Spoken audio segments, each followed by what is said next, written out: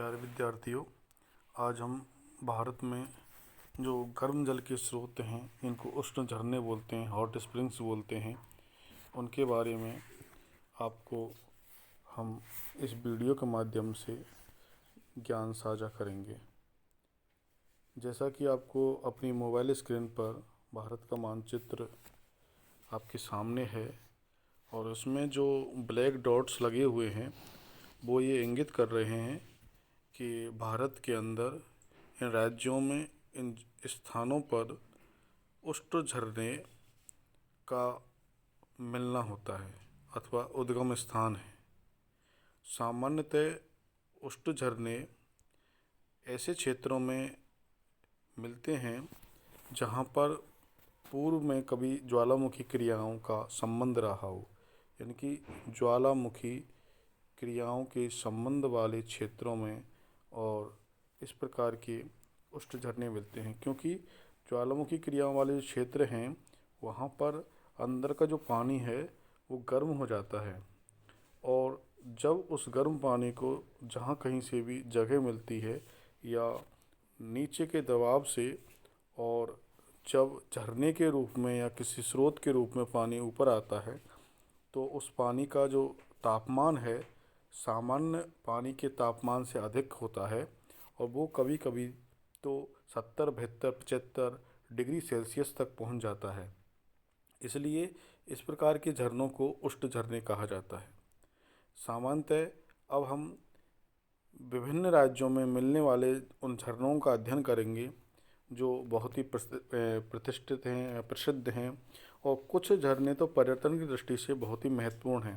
सामान्यतः वो धार्मिक दृष्टि से भी महत्वपूर्ण हैं कि जैसे हम देखते हैं कि जम्मू कश्मीर, हिमाचल प्रदेशों में कुछ ऐसी जगह हैं जिनमें पूगा घाटी, मणिकर्ण, कि जहाँ पर चावल भी और पकाए जा सकते हैं। तो इस प्रकार हमें देखेंगे कि जैसे जम्मू कश्मीर में जो घाटी हैं, जम्मू कश्मीर घाटी, और जैसे जम्मू कश्मीर घाटी यहाँ पर, और ये एरिया है जो कि आपको मानचित्र पर इंगित है, पोगा घाटी। पोगा घाटी बहुत ही फेमस घाटी है ऐसे गर्म झरनों के लिए, पोगा घाटी। और बर्दमान घाटी, लद्दाख, ये महत्वपूर्ण है। यहाँ कश्मीर घाटी में एक फूकनाग झरना बहुत ही प्रसिद्ध है। फूकनाग झरना, फूकनाग, ये बहुत ही प्रसिद्ध उष्ण झरना है।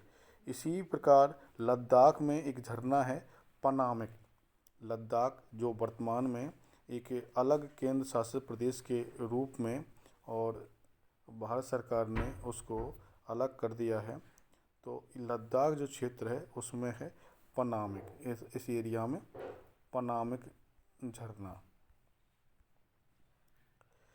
इसी प्रकार यहाँ पर हमें देखते हैं कि इन झरनों के माध्यम से नीचे से और इस गर्म पानी के साथ कुछ गंधक, सुहागा, गंधक और सुहागा जैसे कुछ मिनरल्स भी निकलते हैं। गंधक, सुहागा जैसे मिनरल्स निकलते हैं। अब दूसरा हम लेते हैं हिमाचल प्रदेश।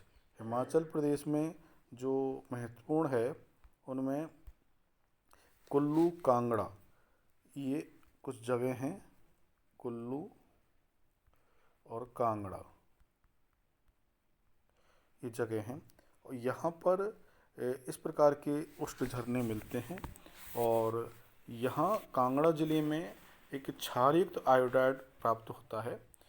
क्षारयुक्त आयोडाइड, जैसा कि हम आजकल नमक जो खाते हैं वो आयोडीन युक्त नमक खाते हैं, तो आयोडीन की मात्रा यहाँ पर कांगड़ा ज़िले के उष्ण झरने से काफ़ी अधिक मात्रा में प्राप्त होता है। तो आयोडाइड की मात्रा अधिक होती है जो कि गले के संबंध की जो बीमारियां हैं उनमें लाभदायक होता है।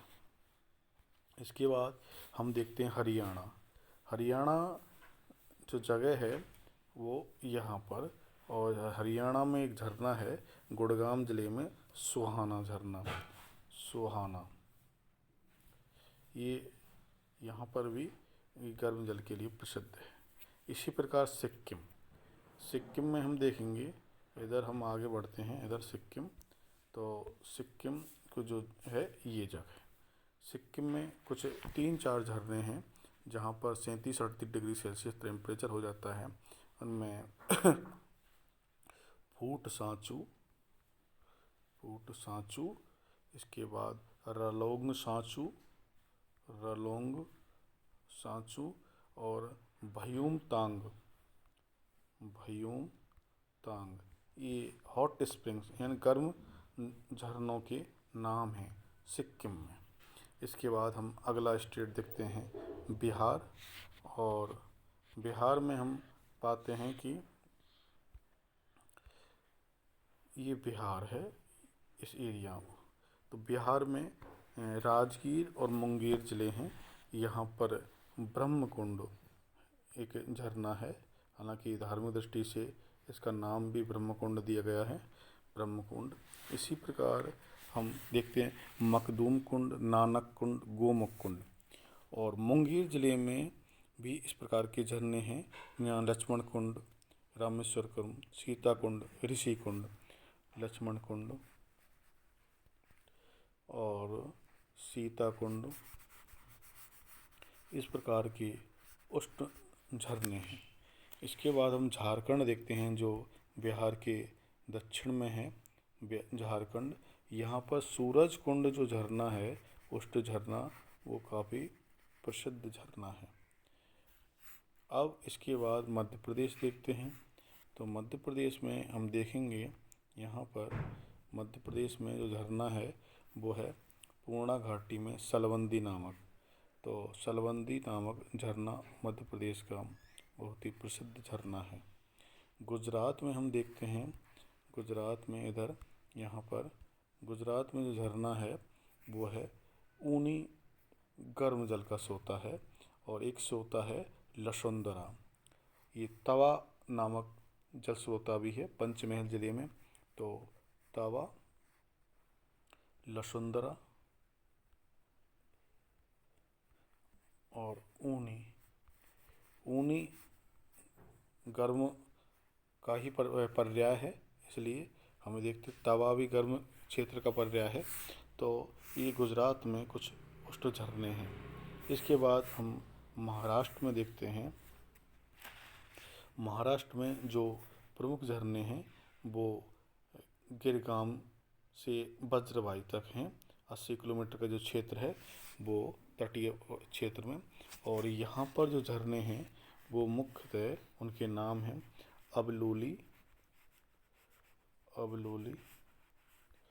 और इसके बाद गणेशपुरी उष्ण झरना, और नीमबोली, ये उष्ण झरने हैं। उत्तराखंड में हम देखते हैं, उत्तराखंड में यहाँ पर उत्तर प्रदेश का जो पहले हिस्सा हुआ करता था उत्तराखंड में सहस्त्रधारा नामक झरना है। उत्तराखंड ये स्टेट है, यहाँ पर सहस्त्रधारा नामक झरना है। इसी प्रकार राजस्थान में हम देखते हैं, राजस्थान में एकमात्र झरना और अलवर में माना जाता है, ये ताल ब्रिज का जो झरना है अलवर में, ताल ब्रिज, ये अलवर में है। तो इस प्रकार हमारे देश में विभिन्न राज्यों में ये मुख्य उष्ण झरने हैं। हमने सामान्यतः हमारे आसपास जो देखते हैं वो सादा जल या ठंडे जल के झरने देखते हैं, लेकिन ज्वालामुखी क्षेत्रों में जहाँ पर ज्वालामुखी क्रियाएं ज़्यादा सक्रिय रहती हैं वहाँ पर इस प्रकार के झरने मिलते हैं। तो आज हमने इन गर्म जल स्रोतों के बारे में अध्ययन किया। अगले वीडियो में हम एक नए टॉपिक के साथ आपके सामने प्रस्तुत करेंगे।